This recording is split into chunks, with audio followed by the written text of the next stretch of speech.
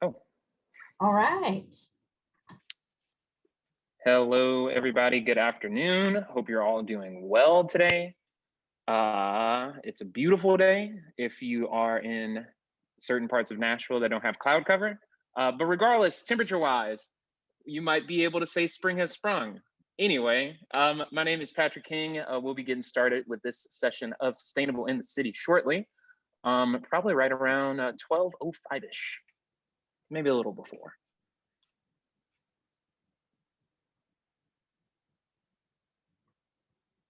All right, we got lots of folks coming in today. We have quite a big group of you that have signed up. I'm so excited that so many of you have come back. New people every time coming to check out Sustainable in the City. Very exciting presentation for you today. And Patrick, I will say, I am very excited about the spring springing up. There are flowers. There are so many wonderful things. It's beautiful. I took 2 walks yesterday with my dogs. They were very confused. Yeah. They're like, we only get 1 walk. Why are we getting a second walk? It was wonderful. There are so many beautiful things about spring, and also I got reminded of things that are not so tight about spring, and that was last night. There was a mosquito in my house, and I had to deal with that for several months. That is so sad that there's already it was just buzzing around my face, and I literally just shouted. I was like, ah. That is definitely the worst part about spring. Although this past week, we've already started our planting season, started to get our garden going. We've planted all kinds of beans. Snow peas is a new one we're trying this year. We'll see how that goes. Eggplants, all kinds of tomatoes to make tomato sauce. You're right, Karen, even mosquitoes, they have a place, I know. Absolutely, just not in my house.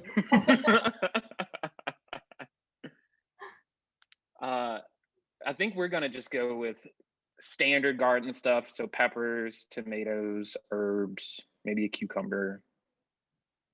I don't know, just regular stuff. Yeah.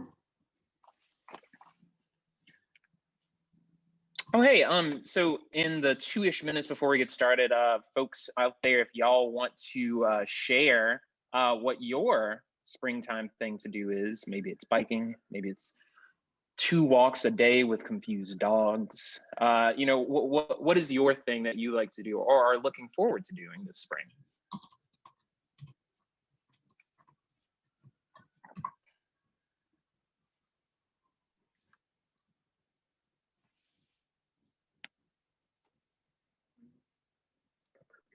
Basically sold out. Okay. Ride bikes. Heard that, John, for sure.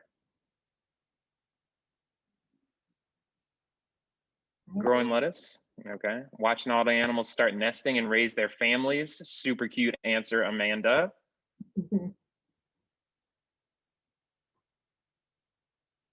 Flowers, insects emerge, pop through for a visit. Camping, yeah. Ooh, I want to adjust my answer. I know I said bikes earlier, but I want to change that to going to the beach now. When it's safe to do so, yes. Being outside a lot. Heading out to the duck to kayak. Absolutely, Sarah. Yeah, I'm ready to get back out and go paddleboarding. Where do you do that at? Actually, gone out in the Cumberland River, but also the Stones River is really pretty and really often pretty quiet. Okay. Although there's lots of poison ivy, so watch out for the poison ivy if you get towards the side of at the Stones River. Yeah. I went kayaking, canoeing down the Stones River last year. The water was super cold, super clear, and there were a bunch of cows on the shoreline mooing. Nice. The sounds of the river. Mooing cows. Waterfalls are beautiful after all the rains. Absolutely, Joanne. All right. So it's 12:05. Jen, do you want to kick us off? Yeah, I think we're ready to get started. Okay, so first off, hey everybody, I'm Jenn Harrman. I am with Metro Nashville Public Works, and I'm of course here with my super duper fabulous co-host Patrick King with Urban Green Lab, and you are here for our 5th episode of Sustainable in the City. Mhm. Picking Upstream, and this is an opportunity for us to collaborate on an in-depth series that features interviews, presentations, panel discussions with all of Nashville's top experts in areas of waste and sustainability. And so today we have Debbie Sykes. Patrick is going to talk more about her and introduce her and get her going in just a moment. She's got some very exciting surprises and interesting things to talk about today. But before we get to it, a few reminders of how this works. If you haven't already subscribed to the series YouTube channel, please do so now. I will be putting that in the chat, a link to that, so that you can follow all of our episodes. If there's ones that you haven't seen, they're all up there, and this one will also get put onto that YouTube channel as well. So make sure you're following that and checking out all of the series episodes. And then stay connected to us and up to date on all of our upcoming episodes through our newsletters. I will drop that in the chat as well. The Urban Green Lab newsletter and our Get Rowdy Recycle newsletter as well has all of that information. So we'll send you links to that. And then with that, I think I'm going to turn it over to Patrick to let him know how today's session is going to run and introduce our guest speaker. Thank you so much, Jen. As Jen just said, my name is Patrick King. I am a Sustainability Education Manager with Urban Green Lab. And today we are here with Debbie Sykes. Woo. So first things first, Debbie, how are you doing today? I'm great. Besides the weather, of course, we had one of our patients just turned a corner. He had kind of a rough story, but it turns out he's not. So I'm in a pretty good mood for that. Okay, well, we're super happy to have you here with us today. And kind of building off that, could you just go ahead and tell us, what exactly the Nashville Wildlife Conservation Center is, some of the work you all do, and a little bit about yourself? Yes. So Nashville Wildlife Conservation works with Nashville to connect, conserve, and coexist with wildlife. We have a wildlife hospital. We do wildlife education programs, work with other organizations, and do research as well.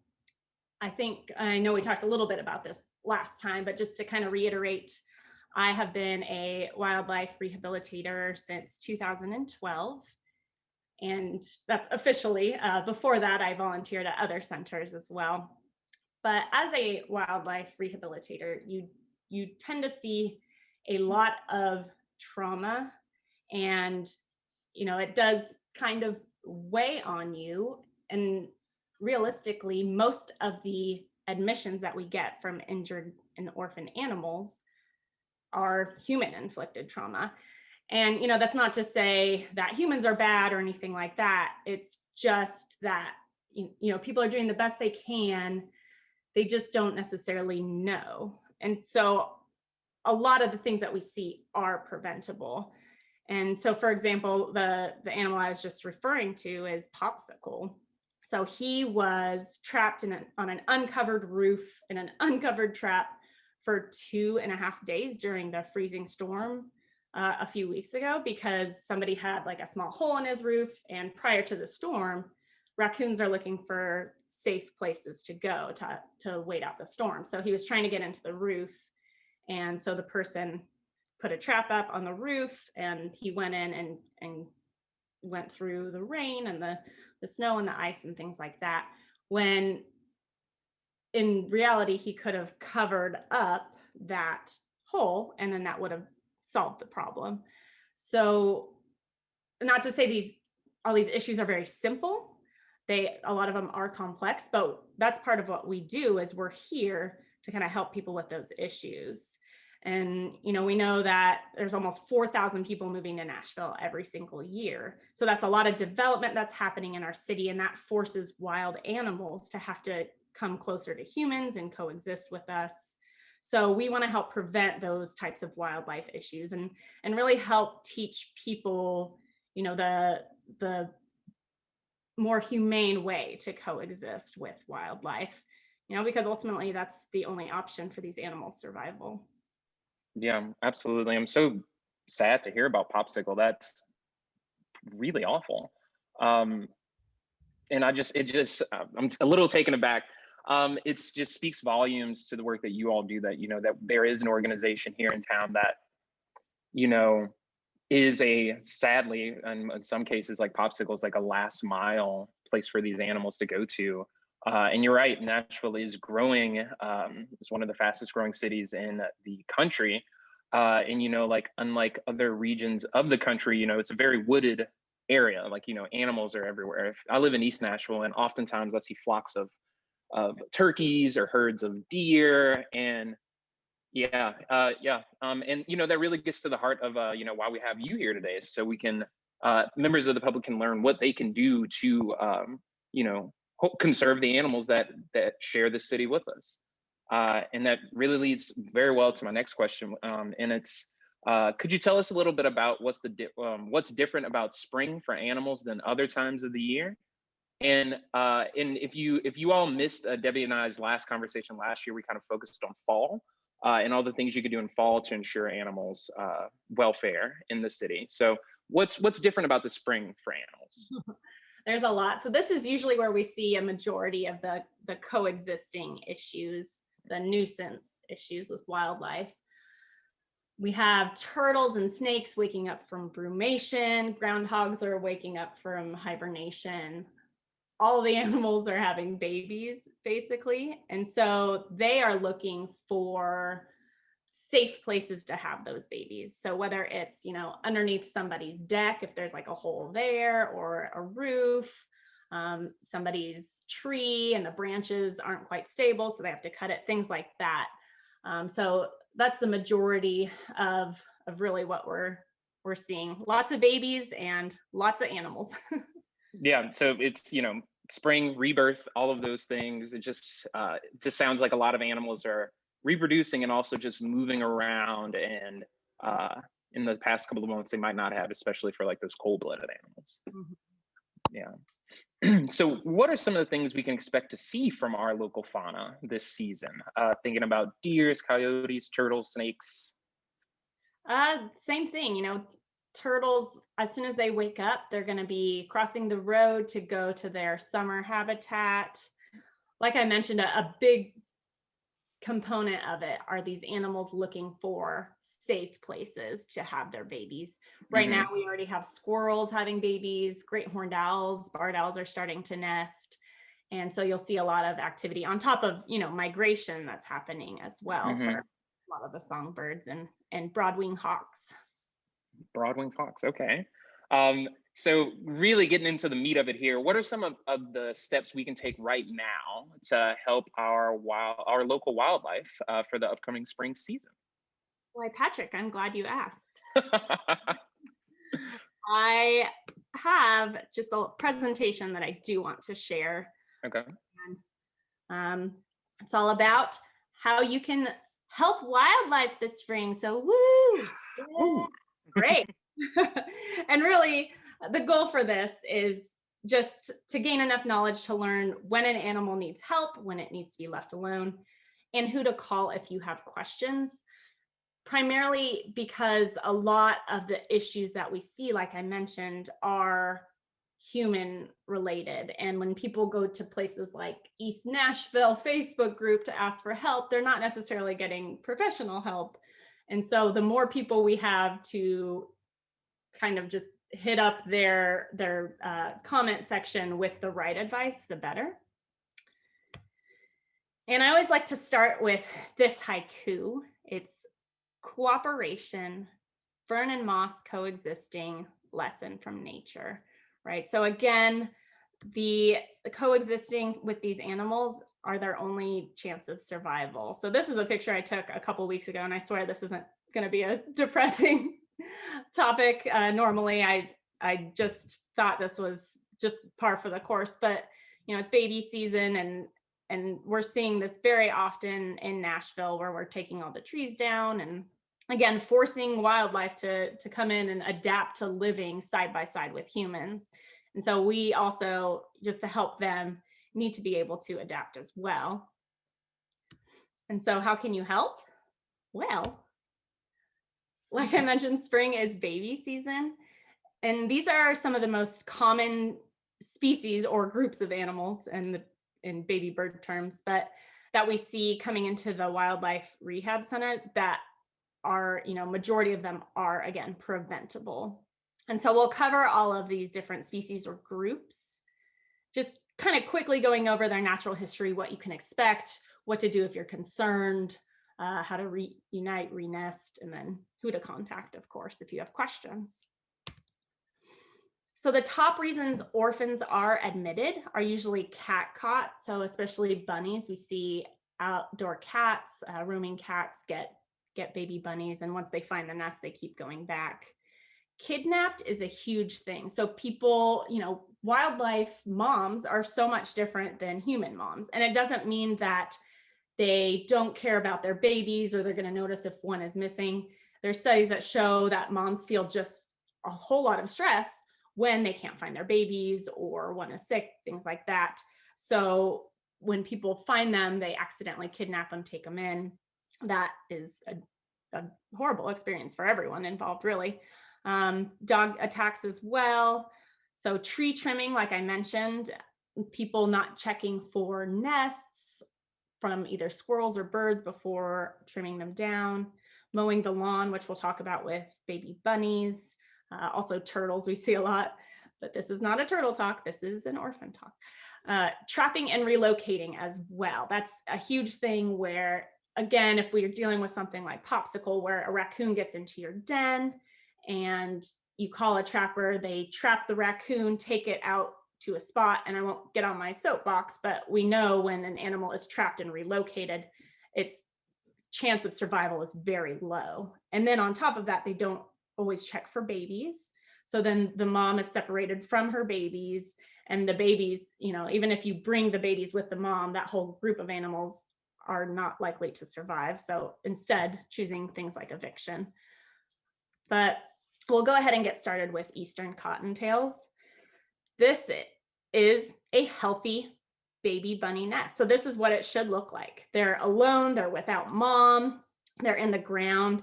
And this is a lot of the times what we get calls about. I came across a baby bunny nest, there's no mom, the mom abandoned them. And it's understandable because they are cute and helpless. But if mom was there with her babies at all times, then both of them would, their chance of survival is very unlikely because a predator could easily catch all of them. So these guys have adapted to where they don't have a smell on them. So predators can't easily smell them out. And mom comes back only at dusk and dawn to feed them. So if you come across a baby bunny nest and you are indeed worried, and this happened a lot during COVID because people were out in their yards more, so they were coming across these nests, you can do what we call like the tic-tac-toe stick method.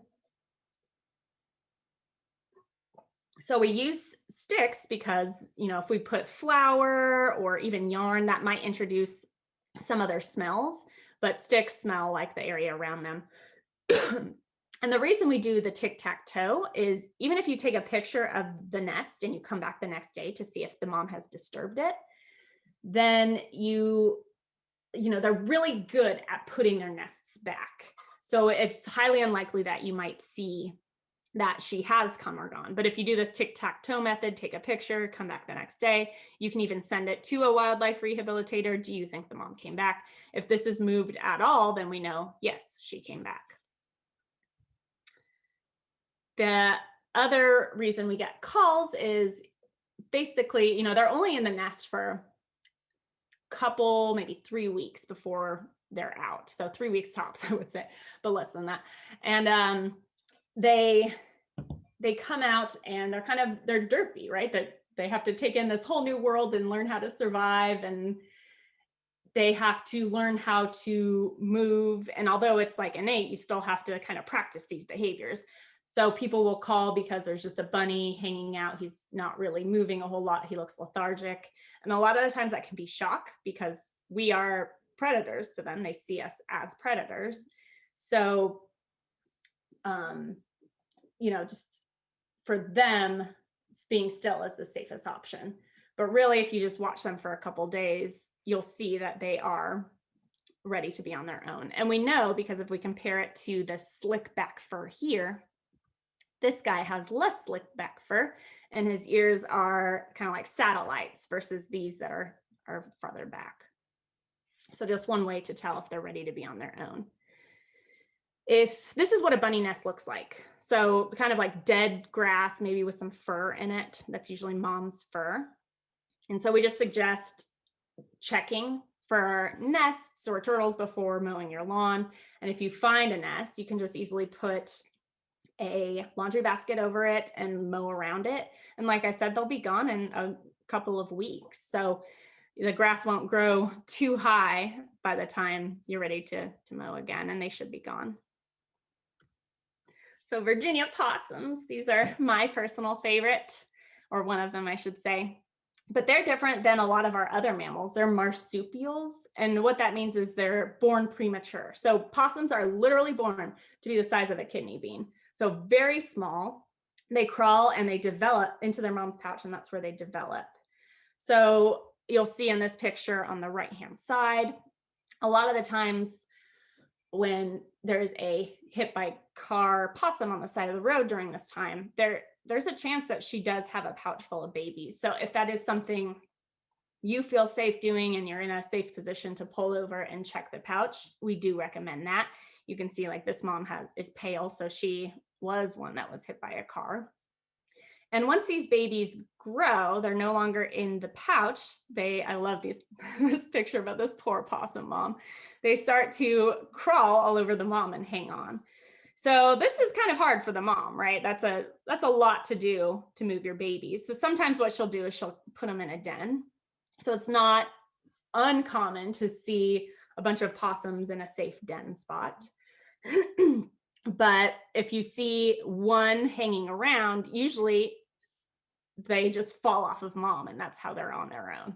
So these guys are about the size of when they fall off and they're on their own. So even though it's really small, I think it's about 7 to 8 inches from nose to tip. So I just think of the size of a fork plus an inch. That's what works well for me, because I eat a lot and I love forks. Great. So not too big, nose to tail right here, and they're ready to be on their own. Skunks. And with skunks, they are considered a rabies vector species in Tennessee. So if you accidentally get scratched, so say you pick up a skunk and it's trying to hold on and accidentally scratches you, it does have to be euthanized and tested for rabies. So whether or not we think it is or not, we have any contact with a human like that, so either biting or scratching, they do have to be euthanized. So we always say don't handle without talking to a wildlife rehabilitator.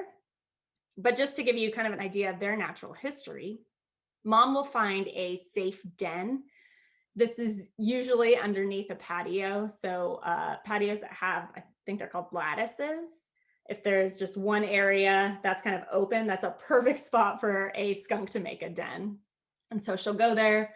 Usually she'll leave the babies for about 6 weeks. At that age, their eyes are open, they're kind of moving around, and she'll start off just with short excursions with them.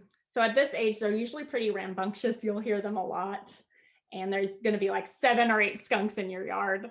And I'm sure, that's when we get calls of people just like really upset. I can't live with 7 or 8 skunks in my yard. But depending on the habitat, if you have a really good habitat, so lots of trees and like grasslands, it's not so industrial, so to speak, they probably will only be out and about in your yard for 2 or 3 weeks. So just a few weeks versus an industrial yard, which could be a little bit longer because it's going to be harder for them to be independent in that kind of habitat.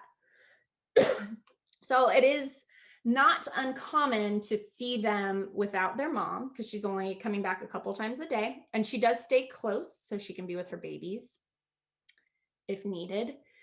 You might see the group of skunks playing like right outside the den. And again, that's usually when we get calls thinking that the mom maybe abandoned them. And that could be a little bit complicated. So they do come out if the mom does die and doesn't come back for them. They start to get hungry and curious. You'll see them come out, but it could also be them playing. So that's where you'd want to contact a wildlife rehabilitator to get more information.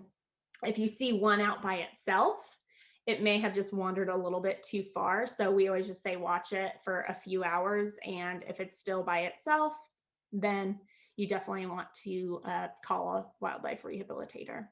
But sometimes mom will just come over and yell at them and scoop them up and go. Oh, raccoons are the best. They're kind of like the climbing version of skunks that don't spray.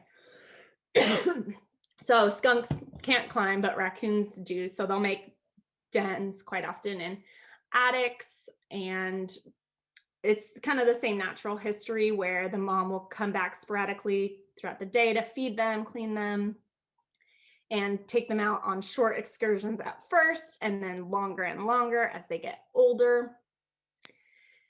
This is, with them, this is where we see a lot of that trapping and relocating issue, where the trappers trap the mom, take her out, and then all of a sudden we have babies. But there is a better technique called eviction, and I believe it's called entry pest management, and he's in East Nashville. He specializes in eviction. And with that, what you do is you basically get a one-way trap, so the mom goes out, but she can't get back in. So once she's out, then he can fix the hole so that the mom can't come back into the attic, and then you can put the babies back out so she can come get them. Again, a lot of people think or don't realize how badly moms want their babies.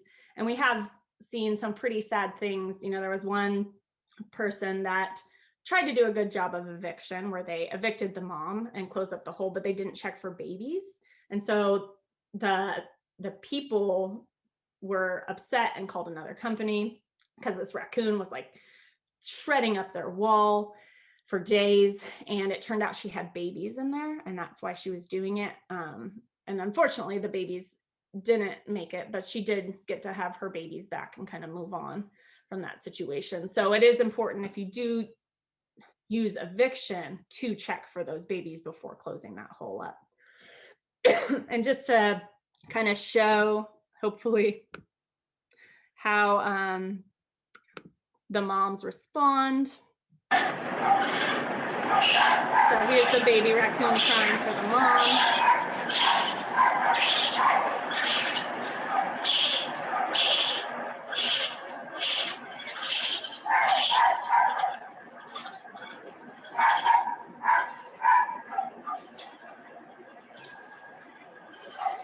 So you can see, even with all that chaos going on, she's still going to come back and get her baby. Generally, when we do reunite, we want to give them plenty of time to find a den or make another nest. So if it's a squirrel in your attic, she's got to find another place to have her babies, because if she just came and got them immediately and didn't have a place for them, that would put them more at risk. So just giving them a little bit of time. With raccoons, they can have up to like 7 dens in their territory. And so she just needs to scope one out, make sure it's good, and she'll come back for her babies. Baby birds, which I've grouped into one category, and this is way more complicated than I am saying about it, but we are very lucky in Middle Tennessee. We have an amazing, specifically bird expert, who her name's Luann. She's with Ziggy's Tree, and she specializes in songbirds, and she's been doing it for decades, and she's great. So she will probably hate me for putting them all into one category, because it's so different just depending on the nest type, the time of year. I mean, there's so many different factors that come into play. But in general, we kind of group them into 2 age groups. We have the nestlings, and those are birds that are in the nest. Usually they don't have a whole lot of feathers. Like these guys are naked, they're starting to grow in the feathers, but they don't have the flight feathers quite yet. And oftentimes what we'll see is maybe after a storm, one blows out or the whole nest comes down. And just depending on the situation, you know, for a robin, we can see that they make nests very similar to cups versus maybe starlings that are more cavity nesters. So they would need something a little bit different, but we can kind of recreate the nest for them if the nest blew down. and put it back up. But, you know, if you're going to do all this, I would suggest contacting a wildlife rehabilitator just to make sure the nest is correctly made, it doesn't flood, it's the right size, because if it's too big, then their legs can splay out and they get issues with that. If there's not enough like holes in the bottom, it can fill up with water and there's all sorts of issues. But ideally, you know, if one falls out, you check, make sure it's not injured, and you can kind of just put it right back with its babies. And if the whole nest is blown down, you make the nest, put the babies back in, put the cut back out. This gets a little more complicated, which I'll talk about in a minute, because I remembered to put a slide about that. The next age is fledglings, and these are birds that are ready to fledge or try to fly. So these guys have those flight feathers. And usually we get calls because they're on the ground and it looks like they're an injured bird that can't fly. But they're not an injured bird that can't fly, they're just a teenage bird that can't fly. They have to learn and develop those skills. So for those few days, the mom is feeding them. So same like she would here, consistently keeping her eye on them and helping, encouraging them to fly. With that, this is normally where we see cat-caught birds, because they are, you know, they hide in bushes and different things like that. But if you have a cat that you let out in your yard and you have any nest around, those cats will find those birds, unfortunately. So we do suggest definitely avoiding pesticides. We can for sure understand not wanting mosquitoes in your house or in your yard. But, and again, I'm not saying this is a simple issue. There are other alternatives. There are ways to prevent getting a lot of mosquitoes in your yard and things like that. And the reason I say that is because moms from sun up to sundown have to find food nonstop for all of these babies. So it's not an easy task. Think about, you know, if I sent you out on a mission in your backyard to find different types of bugs and things and bring one back like every few minutes, and as many as you can. It takes a lot of energy for the moms. And so if we spray pesticide, you know, they might go for the easy bugs that have been kind of poisoned, that are a little bit more ataxic or wobbly, just easy meals to get. And then that can travel up the food chain. Or then we don't have, you know, the other alternative is we don't have the insects and things for her to feed her babies. So just trying to balance that ecosystem as best as possible. And you probably won't see the mom. So like I mentioned, she is consistently trying to find bugs. So she'll come to the nest, she'll be there for like a couple seconds, like go put some food in some mouths, grab some poop and leave.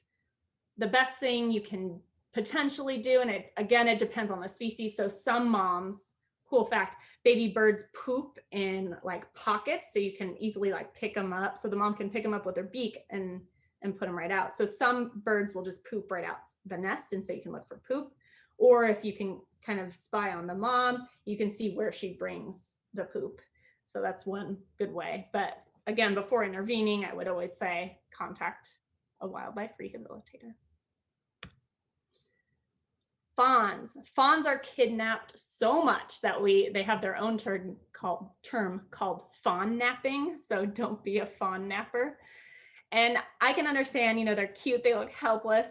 The mom is the same with fawns as we have with all of these other species. She leaves her babies alone from dawn until dusk. And so she'll find a safe place, sit them down, and just leave all day to get food.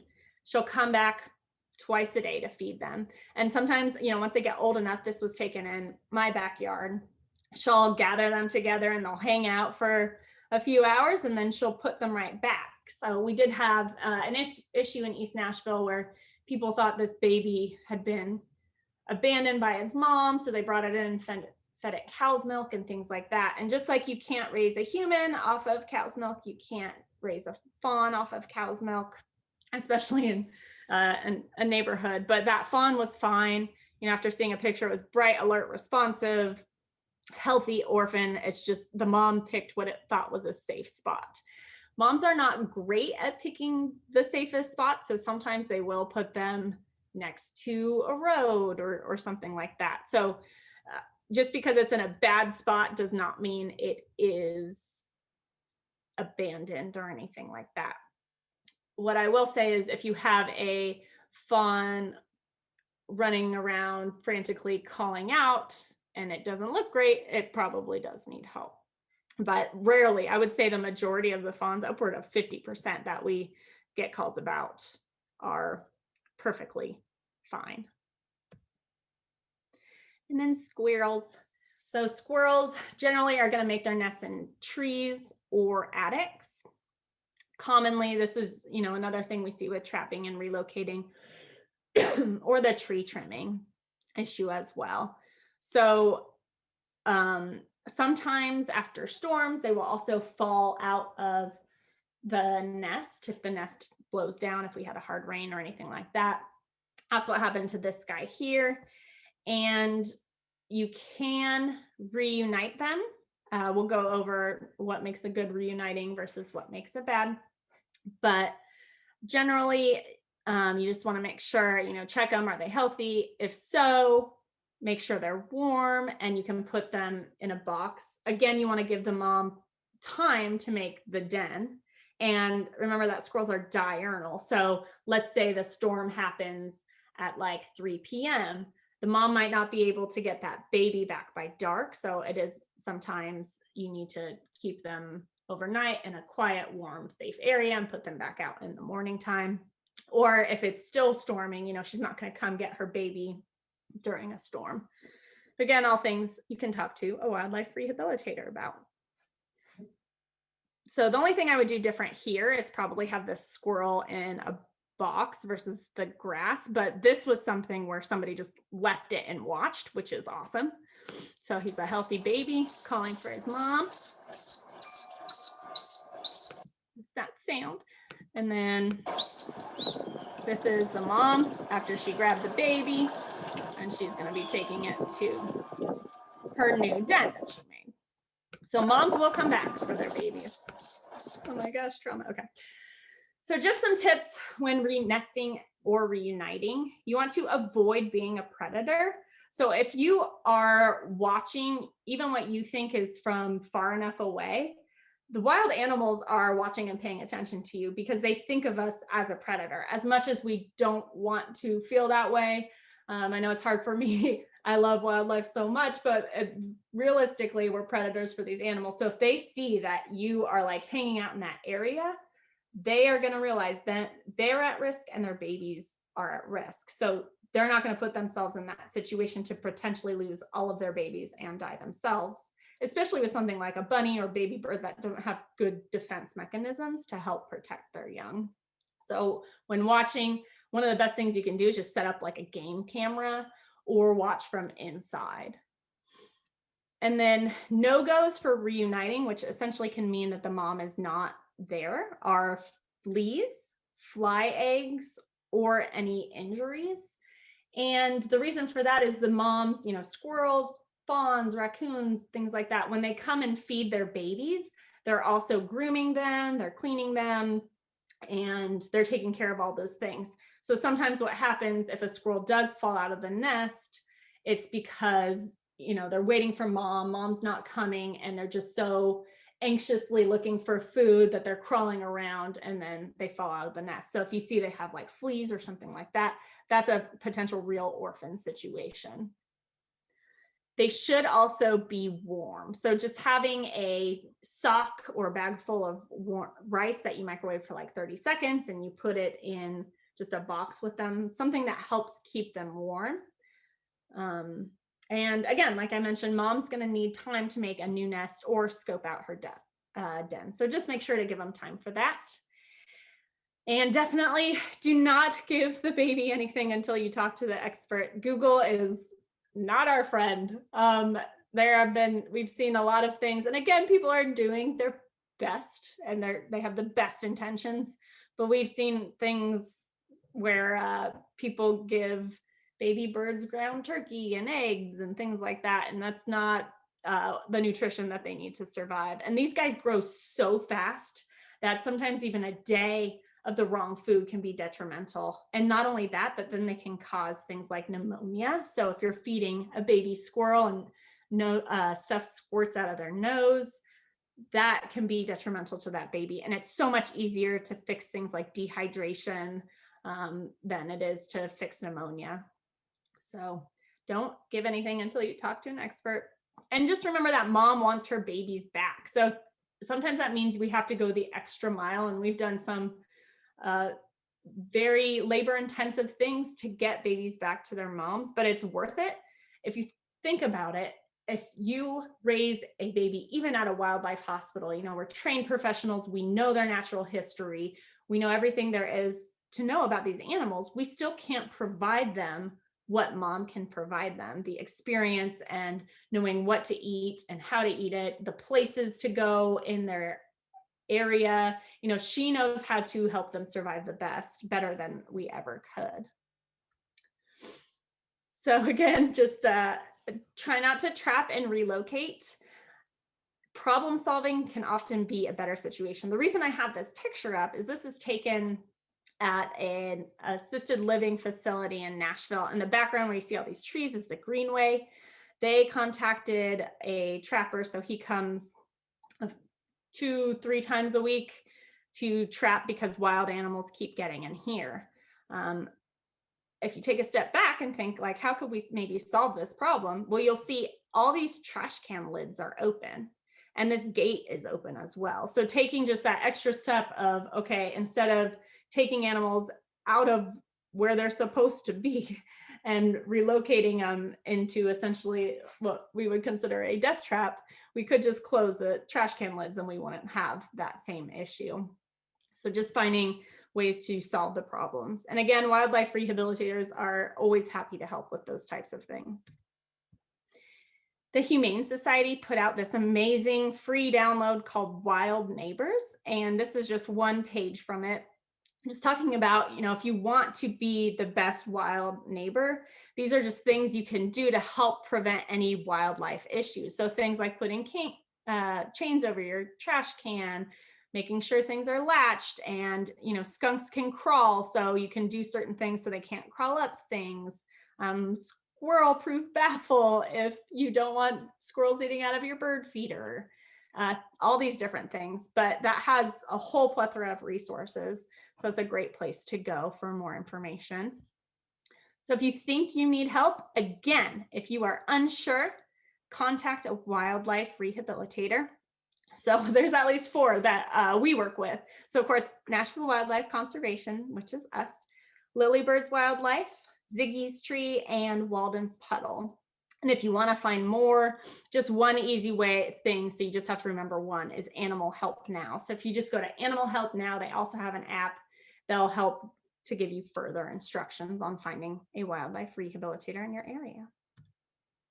So just how you can help in general. So again, sharing this information when people find or come into contact with these animals on Nextdoor or Facebook.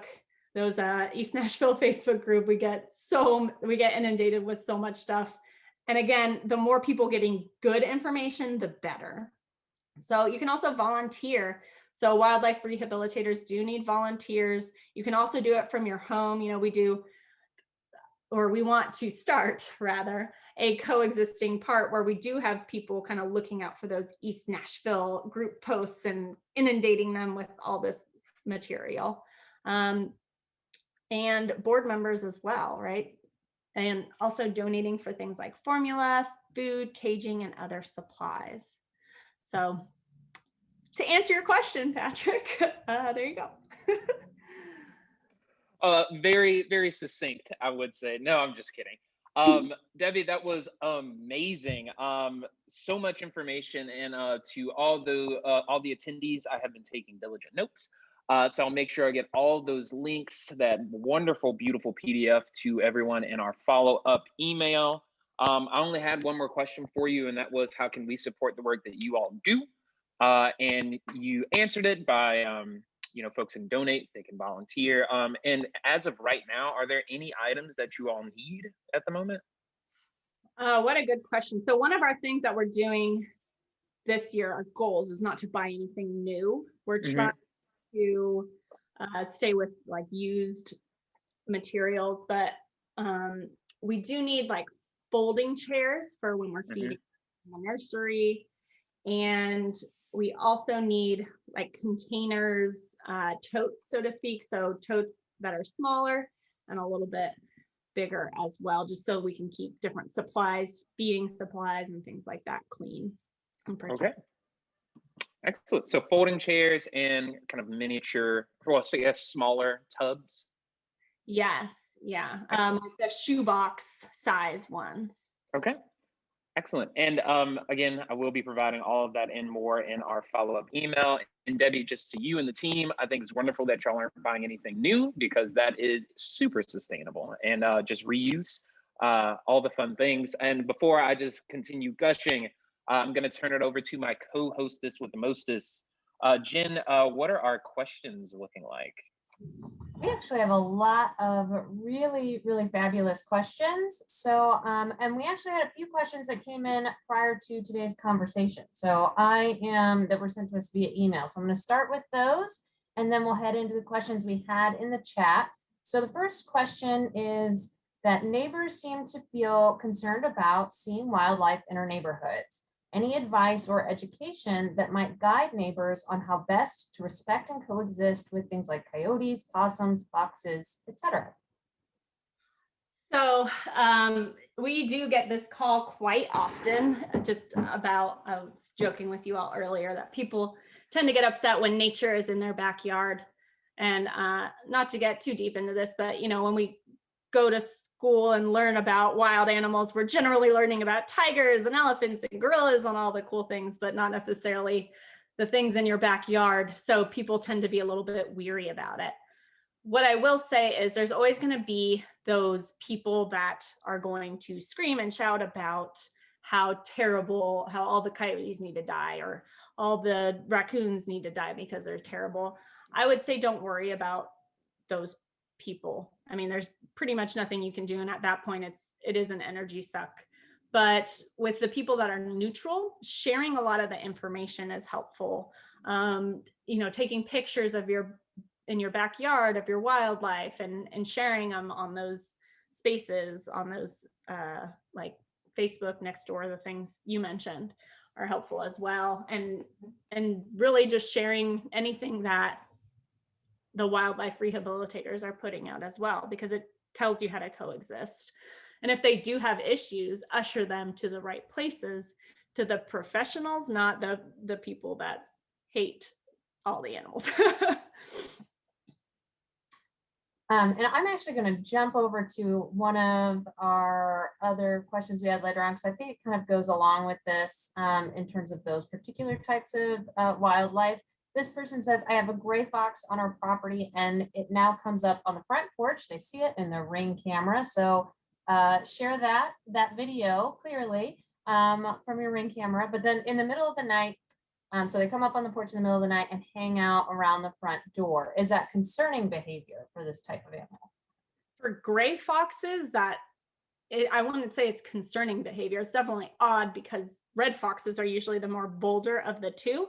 So if you have gray foxes that are doing that, that's pretty awesome. I mean, I wouldn't say it's concerning. It's not like they're habituated to you, but if you are concerned, gray foxes are the easiest to kind of usher on, because all you have to do is either like play music or have strobe lights or have one of those lights that automatically kind of turn on when they come in. So if you are concerned about it, they're pretty easy to usher along. But I mean, I think that's amazing.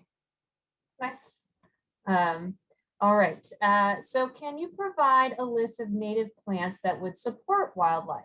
Any tough grasses or ground cover recommendations for high traffic areas, or are there any plants to avoid? So I usually try to just take out non-native species. And High Garden, I believe, is working on a really cool idea where it's essentially just like a native patch. So if you just took like an 8x8 patch in your backyard and just kind of let it grow and only take out the invasive, privet, honeysuckle, that's great for wildlife right there.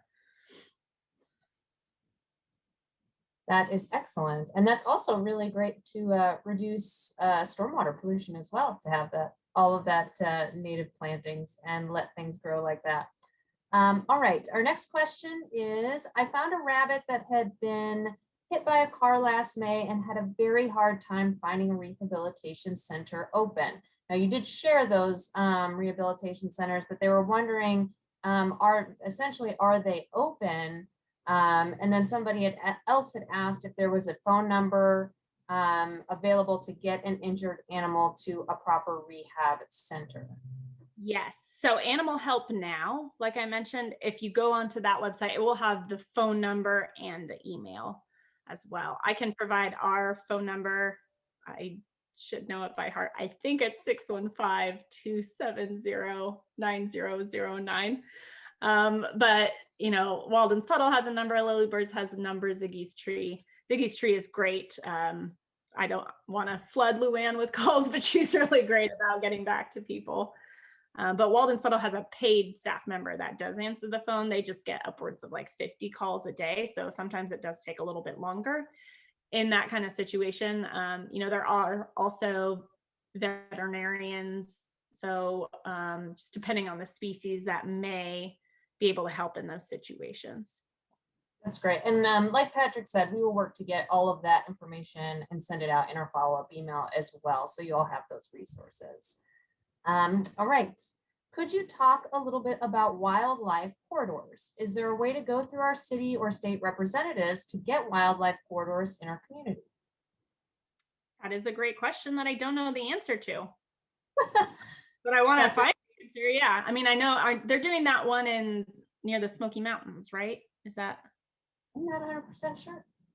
Yeah, that's a great question. And yeah, I don't know if anybody else would know. Yeah, if anybody has any thoughts on that, throw it in the chat to share with everybody. And our next question, I've been collecting dryer lint. Is that okay to put out for birds' nests? I probably wouldn't. So we have seen a lot of well-intentioned, you know, people putting out nesting materials that just get trapped around the legs.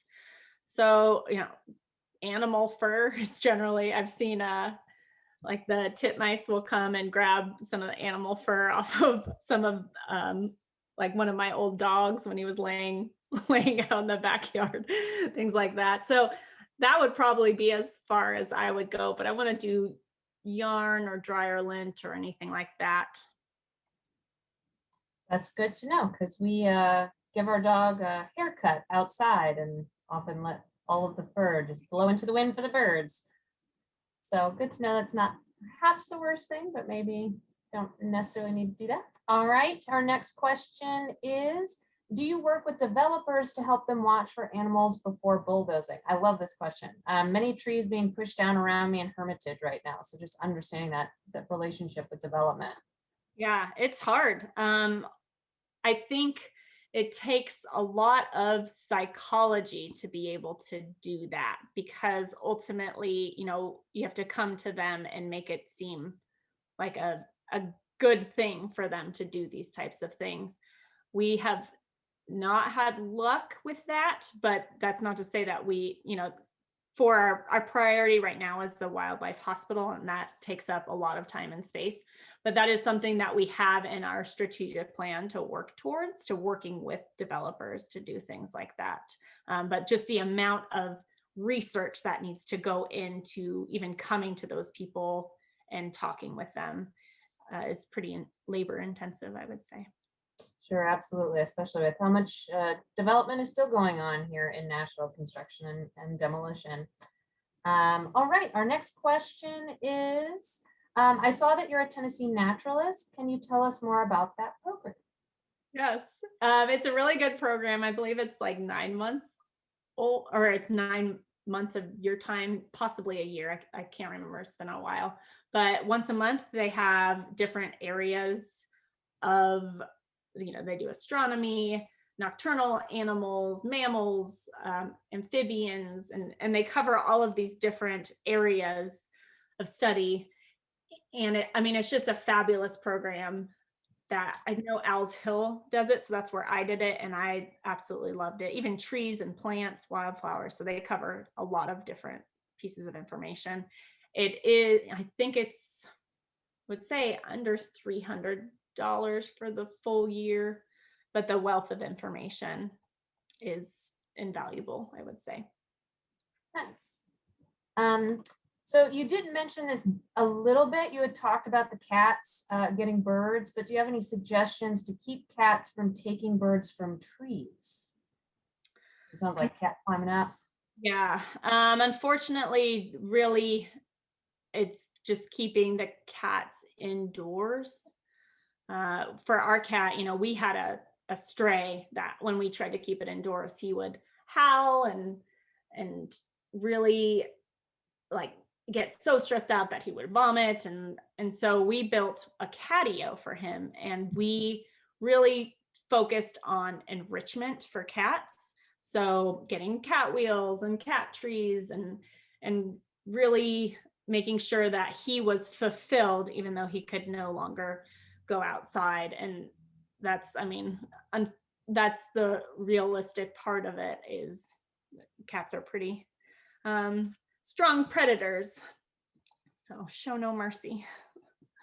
We have one other question that kind of goes to that, and then we're getting close to our 1 o'clock mark here. But this question, they have an outdoor cat, originally a stray, not practical to keep indoors, and live in an area with a lot of wildlife. I've heard the suggestion to put a bell on him so squirrels, chipmunks, birds know when he's around.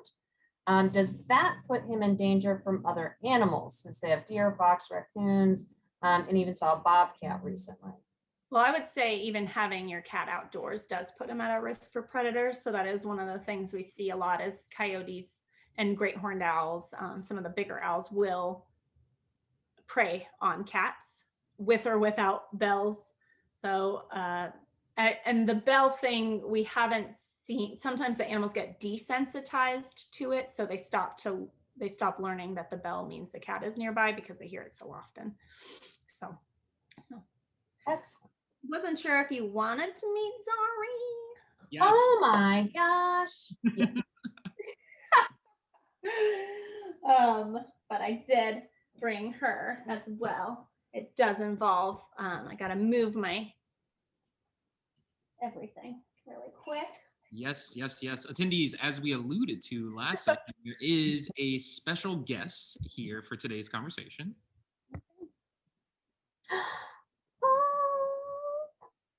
Coming out. Gosh. Yeah. So this is Zari. She is 2 years old now, which is pretty old for a possum. They only live to be about 3 years old.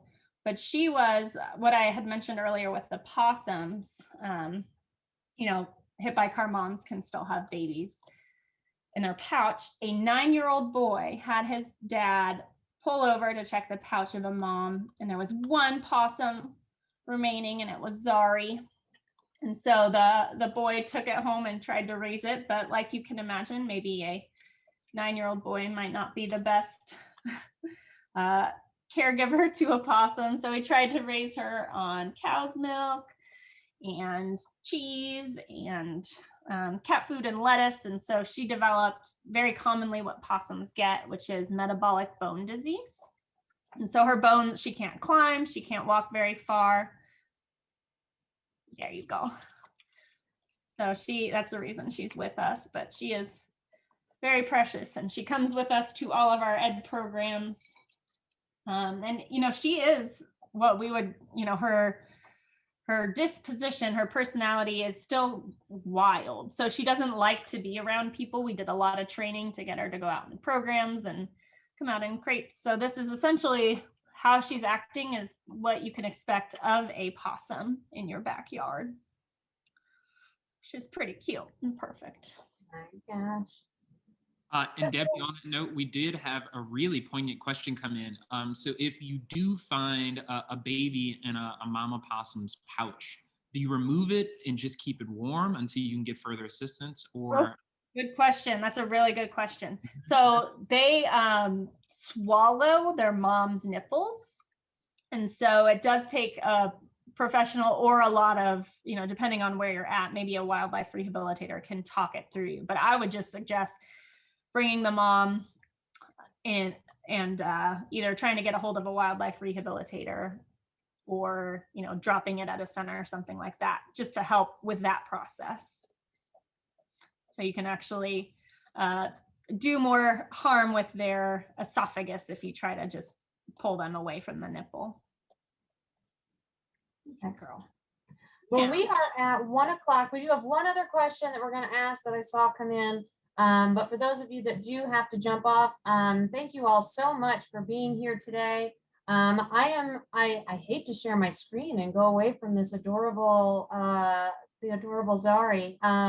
But I do just want to show real quick what's coming up next for our next program. On March 24th, we've got the life of litter in our environment and ecological system. We are going to have someone from the Cumberland River Compact, Gray Perry, talk about the stream programs that he works on. We've got someone from Metro Water Services to talk about how their stream pollution programs and preventing pollution, as well as someone here from Metro Public Works to talk about the litter programs that we have here and just how that impacts our environment and this adorable wildlife that we have out there. So don't forget to sign up for that. I'm going to throw a link in the chat that lets you get directly to that event and register for it. And that's March 24th at noon. Don't forget to follow us. Don't forget to subscribe to the YouTube channel. Check out our newsletters, all of that stuff to make sure that you stay connected with us. And again, we will send a follow-up email that's got all of this in there. And all of the information, the wonderful information, Debbie, that you shared will be shared there as well. And with that, we have one other question. Along 440 construction area and other newly seeded areas, green plastic mesh is laid down. When the grass grows, mowers cut the mesh, becoming a trap for bird feed.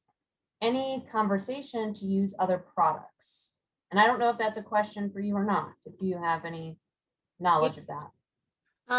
The closest thing I've gotten to that is talking with my neighbor's landscaper and really just informing them. But that seems like, I'm guessing the city contracts someone to maybe cut the grass, or do they have their own? I guess that would be is figuring. And that would be the state. 440 is actually a state road, so it wouldn't even be Metro that would do it. I know the city, Parks does some mowing and some different folks do some mowing, but I don't know who that would be for what was it? It's for 440. It would be someone at the state. Yes, yeah. So that would be like step one is contacting them and seeing, and then gathering information and research, finding other places, so other states that use a different technique. Maybe Colorado would probably be, or California might be one of the more environmentally friendly states that do it, and saying like, this is, giving them an example. This is what they do. This is the cost. In order to, these people are inundated with a lot of work. Like they have so much going on that trying to get them to change something is going to be a lot harder than if you present them with as much information as possible and a solution and offer your assistance. Absolutely. And I think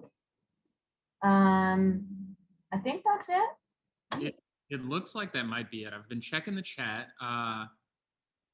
And on that note, if it is it, again, be on the lookout for that email. It'll include all the links and resources that we discussed and more ways to engage with Debbie and her organization. As always, if you have any follow-up questions for Jen and I, feel free to email us. Be sure to subscribe. All of the things.